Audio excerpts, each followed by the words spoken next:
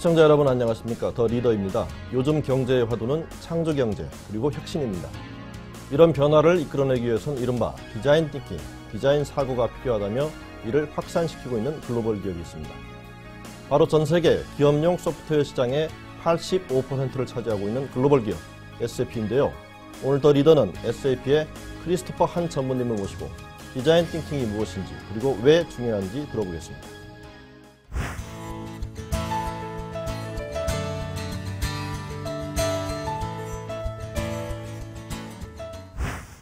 Thank you very much for taking your time out of your busy schedule. Dr. Han, you are an expert in the innovation and have diverse industry experience in the Silicon Valley. Tell us briefly about your company and yourself, too. It's a pleasure to be here with you. SAP is a global leader in the enterprise software and software-related services industry. Yeah. And I currently serve as the Chief Innovation Officer for SAP Korea. In my role, I primarily take care of three topics.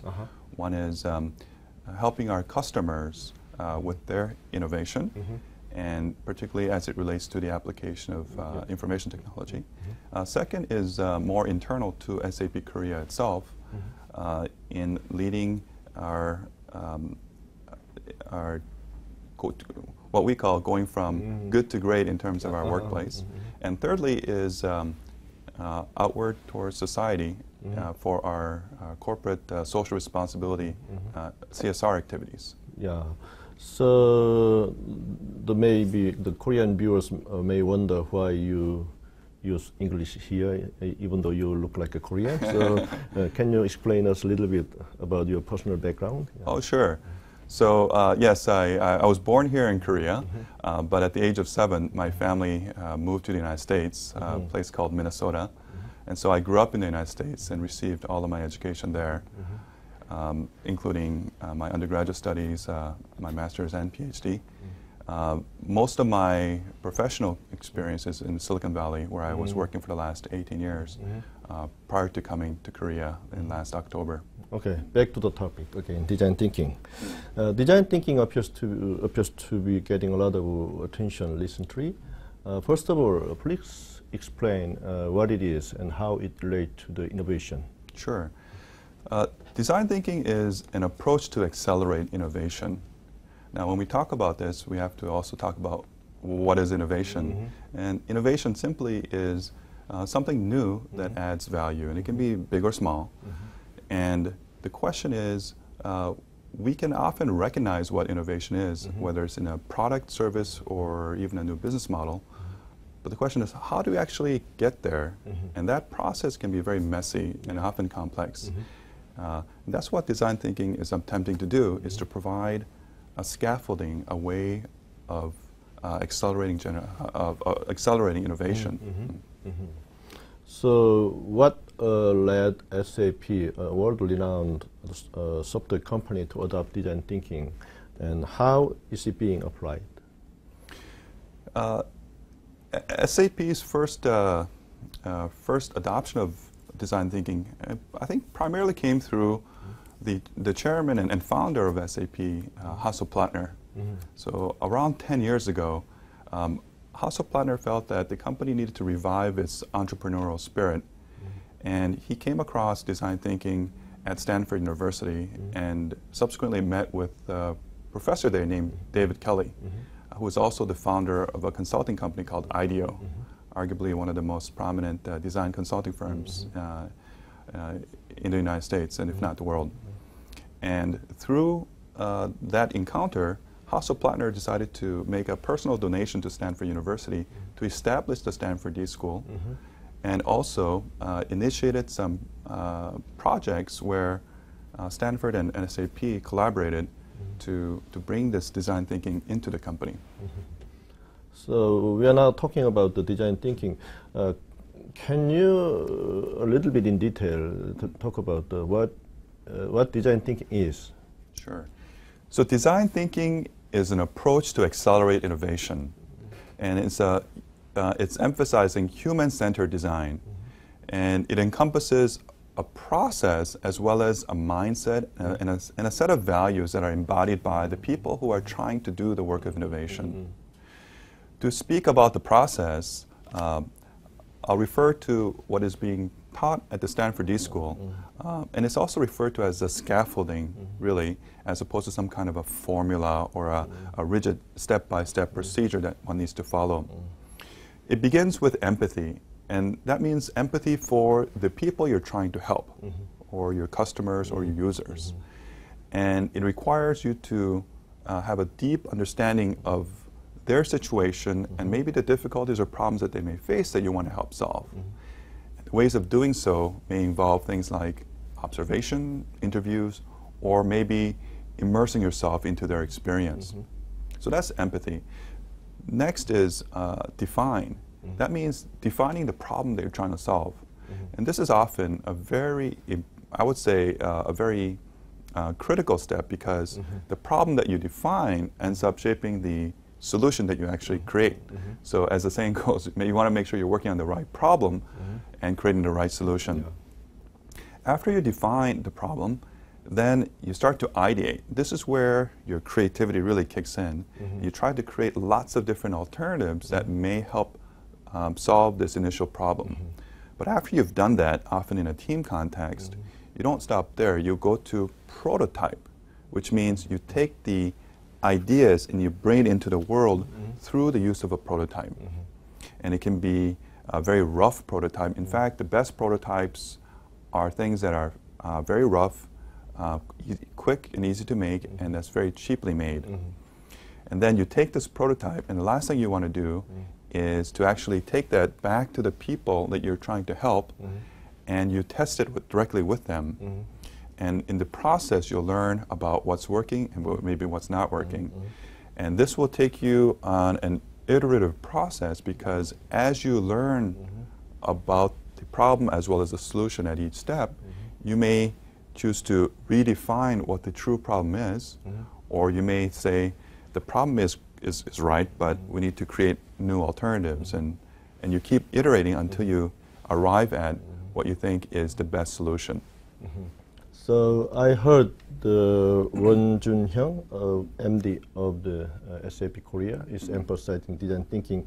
I'm interested in how the design thinking is applied, being used at SAP Korea. Yeah. Okay, so SAP Korea, I would say we are applying design thinking in three broad categories. First is with our customer engagement. And so as we engage our customers, we help them through the design thinking workshops that we run for them to clearly understand their situation, their problems, maybe their opportunities, which often lead to the application of technology to help them in their own business. And this, for example, may entail helping our customers and thinking about how we can best do that. So that's customer engagement. A second category is what I might call employee engagement. So at SAP Korea, we have a very good work culture. But I think the employees are not completely satisfied. We want to actually go from good to great. And so this process of creating a great workplace is something where we're using the design thinking process. Yeah, so that's the second area. The third area is, I would say, societal engagement. And this, of course, has to do with corporate social responsibility, CSR, which is something that SAP Korea is taking very seriously and have dedicated a lot of our talent, time, and in some cases our own resources to help. And I can list a number of examples on that front as well. So you just mentioned the society contribution, right? Yes. So in terms of that, I heard you are hosting the event such as Learn Better and Dream Design Days. So can you explain what those are? Sure. So Run Better is a program to help us nurture entrepreneurship skills. So we've been doing this for the last 2 years. This will be the third year. And it'll allow participants to experience what it's like to create not only a business plan, but an early prototype for some kind of a product. And of course, our focus is for a product that involves software. So that's how we sort of scope this activity. But here again, it really involves the application of design thinking, so they can actually find a real problem that they want to solve. And then we also provide our technical and software know-how and assistance to help them to, again, come up with the prototype. And so that gives young people a chance to experience what it's like to experience entrepreneurship. The second thing that you mentioned, the Dream Design Day, is to really help young people through mentoring. And at SAP, we in particular have a heart for underprivileged children. And in one specific case, in the case of the Dream Design Day mentorship program, we've been focusing our energies for children in orphanages. And the way it's run is we have a monthly workshop where we invite children, and through this workshop, we help them to think about their future and to basically, as the name suggests, design their dream. And then after that workshop, we have mentors from our company who will work with these children for about a 2-month period, providing online mentorship. So SAP Korea recently hosted the design thinking tour for college students in Korea, right? Yes. So tell us about what it is, and I mean the event and each outcome. Oh, sure. So the design thinking tour, by the way, involved a bus, which we call the design thinking tour bus. And what it is was we invited college students throughout Korea, focused primarily here in the Seoul area and Busan. And we provided the participants a one-day design thinking experience where they were able to go through the different stages of the design thinking process and go from beginning to end. And to elaborate on that, let me just actually share with you what we actually did. Yeah. The theme for this one-day event was improving tourist experience. Now, tourism here in Korea is becoming a very important facet of the economy. Yeah. And there's an emerging need to improve tourist experience, whether they come from other countries or whether they're tourists from within the country. And so with that theme, the students were invited, and they were working in teams of 4. They were asked to go out into the field, and we took them to the field in this bus. And they actually went out to discover the problems that they wanted to solve. Yeah, it sounds very interesting. Yeah. Oh yeah, they had a great time. And so it involved observing people they thought were tourists and the different activities that they may engage in. Many of the students also went up to these, because many of them were foreigners, so they went up to them and actually interviewed them about their experiences. And they learned what tourists actually found to be difficult or were bad experiences here in Korea. And by collecting that real information, they were able to make sense of it, and as a team, they defined a problem that they wanted to solve. And the way I shared with them is that the right problem has 2 elements. First, it has to be a real problem. And what's real is really defined by the people they're trying to solve, in this case, the tourists themselves. But the other element of the right problem definition is it has to inspire them. In other words, they need to care about this themselves, since they're the ones who are going to actually do the hard work of creating the right solution. So the right problem is a real problem and a problem that they themselves care about. And so after experiencing this define stage, where they define the problem, the students were able to then go into the ideate phase, and this is where they apply their full creativity in coming up with all different kinds of what I would call mild to wild ideas. And not all of those ideas would eventually be pursued, but it's it's important to actually create lots of ideas in the beginning. And then as a team, they selected the ones that they wanted to pursue, and then they created a prototype. In this case, a prototype meant a storyboard that draws, almost like a cartoon, the current experience of what tourists go through and what that experience can be with some changes that they try to implement. And then they took that and they had the opportunity to go back and show that to tourists and receive feedback, and they realized that some things were working and others were off the mark. And so they modified. They even get feedback from tourists. Exactly, and that's part of the process. Yeah, because testing will allow them to make sure that they're really, on the right course. And by iterating, they'll continuously get closer and closer to the right solution, to the right problem.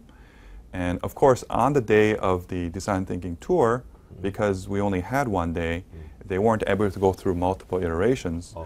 But in reality, that's what they would do. And at Stanford, these courses that teach design thinking, it's all based on real projects that they do. And it'll go, it'll span the entire quarter. So students will have much more time working on each phase.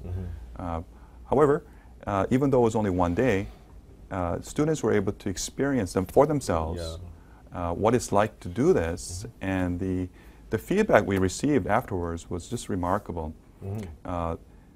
Not only did they actually enjoy doing this, but they felt a certain sense of meaning and energy because they were able to use this to solve what they thought were real problems. And I think that's a very important element in the education of young people to become innovators, is actually experiential learning and working on real problems. So the tour is now taking place? Yes. And so we concluded one last week, and there's another one happening later this week, and then. Do you have any plan to continue to do the tours in the future? Well, I think we may. So for this first time, which was sort of our first prototype, we did it for three events. However, given the feedback that we received from the students, I think this may be worth continuing in the days in the months and years to come. So, as you know, the Korean economy, Korean government is now pursuing a creative economy. Yes. Yeah. So, how can approaches based upon the design thinking contribute to the creative economy? I see. I think in many ways. Let me just mention two. First is in educating and nurturing innovators. The creative economy is really about creating new products, new services, new business models. And to do that requires a certain type of skill set, certain types of abilities that go beyond just the traditional subjects that are taught in school. It involves understanding how to effectively work in teams. It involves finding the problems. And in fact, if you think about our education system today, not only in Korea but also in the United States, children are often given problems to solve, right? So ever since they're young until they go into college and even beyond, they're always given the problem to solve. And yet innovation is really about finding the problems to solve. And that's really the starting point. And the way you do that is having a deep insight into people and specifically about what they may want or desire or need. And that ability is what's actually emphasized in design thinking. I think there seems to be many things Korea need to change to be more creative economy. So can you tell us one or two things we need to change first?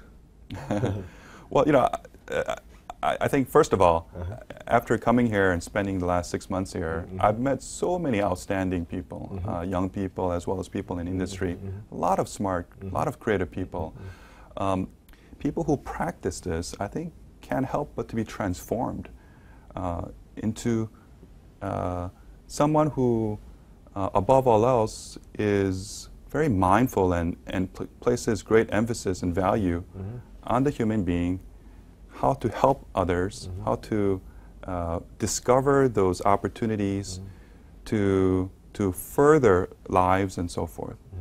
And once that becomes the core focus, the starting point, then that can lead into new products, new services, new business models that can be very enriching for them personally. But the starting point is always the people you're trying to help and people you're trying to serve. Yeah. So it sounds like design thinking can be applied very broadly. So can you give us one or two examples in which the design thinking is very successfully applied? Well, so at Stanford, I've seen so many college students go through these courses and workshops and find, I'll use the word transformed. You know, if you get into Stanford, you're pretty smart to begin with. But when they go through this, by their testimony, you find and you hear things like, you know, they feel like, oh, now I finally feel like I can be creative, or I am creative.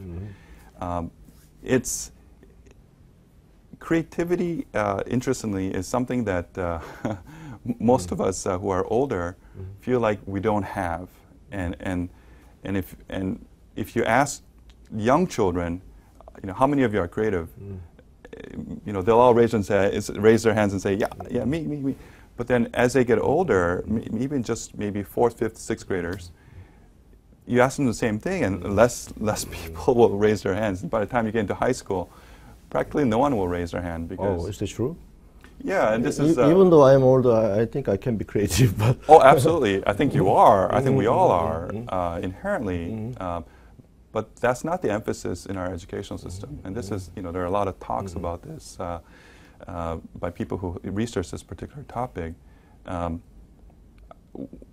So when you ask about the application, I think one application is, and this is something that's very dear to many Korean parents, is in the education of their children, is we can teach children to discover problems, and use the whole process of problem discovery and solution creation as sort of like the framework by which we can teach them lots of different topics and lots of different domains. But what that framework does is it helps the young person to make sense of everything. And to add further emphasis, it'll teach them that because the starting point is really the people that you're trying to help, it helps them to, I would say, build a sense of empathy for others and and values about that. I mean, in my view, are the right values to have. One that emphasizes wanting to help others, wanting to, when we think about work and when we think about all the different things that we do in our time, we're able to make sense of everything through this sort of mental model of, you know, people first. Listen to an increasing number of companies are looking for the multi-talented individuals. But as you know, the many Korean young people are facing difficulty finding their jobs. Could you give advice to young people seeking jobs? Yeah, that's one of the unfortunate realities, I think, here in Korea. Very tough, yeah. It's very tough, especially for recent graduates. I mean, I recently interviewed a number of young graduates for positions at our company, and I find many of them to be very outstanding in their background. The advice that I would give for someone seeking a job is really an advice for someone who is, let me rephrase that by saying, preparation for jobs, I think needs to start much earlier. So it's not something that you do right after you graduate and you decide you kind of find a job, and then you go through these courses on how to find a job. The things that I look for in a person beyond aptitude is attitude and their values, and someone who has a sense of what they would love to do, a dream, what they want to do in the world. It doesn't have to be very specific, but something that shows their clear sense of values, and they have taken risk. They have taken risks, and that kind of shows through the kind of courses they've taken. I like to see people who have taken a wide range of courses, who have different types of experiences. Okay, time's almost up, so this is the last question. So what do you want to achieve this year? Wow, that's a big question. Well, let me share three things. First is, and this is a goal for my company as well, SAP Korea, is we really want to help our customers succeed. And that means helping our customers help their customers and apply innovation, and oftentimes it comes in the form of applying technology to become successful not only in Korea but in the global marketplace. Second thing is, I mentioned to you before, our company, we want to go from good to great. And so right now we're in the process of designing a great workplace. And so throughout the course of this year, we're using the design thinking process involving the employees for us to transform ourselves into that great workplace. And thirdly, our company emphasizes CSR quite a bit, corporate social responsibility. And this is something that reflects all of our values as individuals as well. And so I shared with you some, like the Dream Design Day, the Design Thinking Bus Tour. So the Design Thinking Tour is kind of, we can participate together, right? Yes. We are now participating together. That's right, and MTN has been a wonderful partner in bringing this to young people in Korea. And because CSR is something that we value, we want to continue to do that for 2014 as well.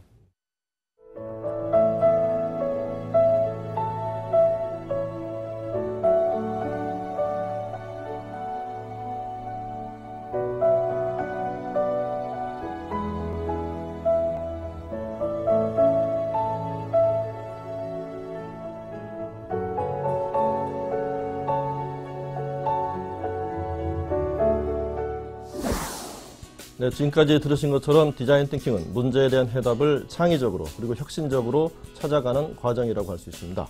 SAP 코리아는 지금 이를 한국 사회에서 전파시키는 사회적 책임 활동을 하고 있습니다.